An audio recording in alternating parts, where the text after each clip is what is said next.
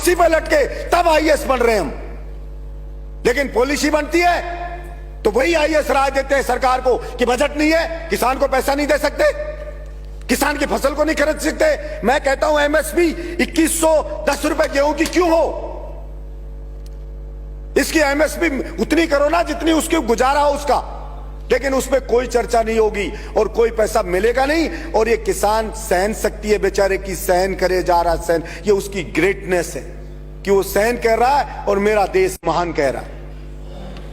अब फौज में जाता था सभापति महोदय, उसका बेटा एक्सरसाइज करता था, फौज के भर्ती भी बंद कर दिए।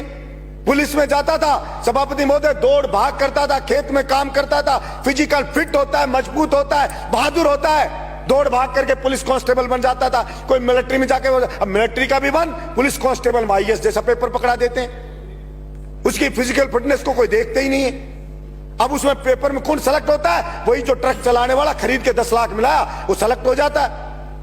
इसलिए सभापति महोदय, मैं आपके माध्यम से सरकार से गुजारिश करता हूं कि केवल किसान किसान बात करने से नहीं होगा। वास्तव में आज किसान को सबसे ज्यादा न्याय की जरूरत है और उसके साथ हमें न्याय करना पड़ेगा। नहीं, वो किसान के बच्चे जो अंग्रेजों से लड़े थे, जिस दिन उसने ठान लिया उस दिन फिर आप सोचना क्या हाल होगा। इसलिए मैं समझता हूं उठा उठा के फेंक देंगे और होगा क्या? मूली की तरह पाड़ पाड़ के फेंक देंगे आपको और क्या होगा? ये होगा।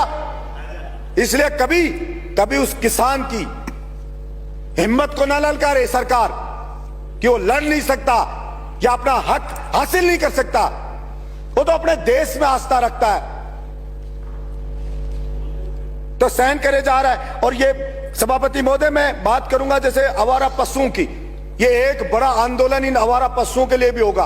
किसान की फसल को खा रहे हैं ये रोजड़े, सुअर, आवारा।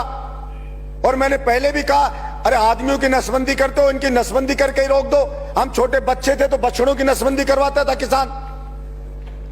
आवारा ये जो नंदी है उनकी नसबंदी कर दो। और गाय को अगर सच में बचाना चाहते हो, आप गौशाला में अनुदान देते हो, किसान को दो ना अनुदान कि वो घर पे गाय को पाले। हम अनुदान देंगे तो किसान की स्थिति भी सुधरेगी और हमारी गाय माता भी बचेगी।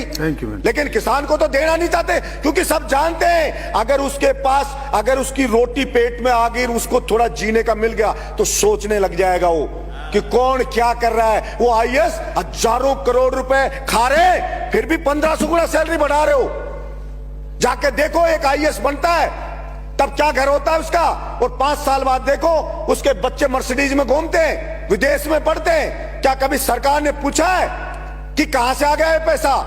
फार्म हाउस है बड़े बड़े, और बड़े बड़े मंत्री जाते हैं और जाकर फार्म हाउस में उसके पार्टी करके आ जाते। कभी पूछा किसी ने कि ये कहां से लिया आया? लेकिन कोई नहीं पूछा जाता।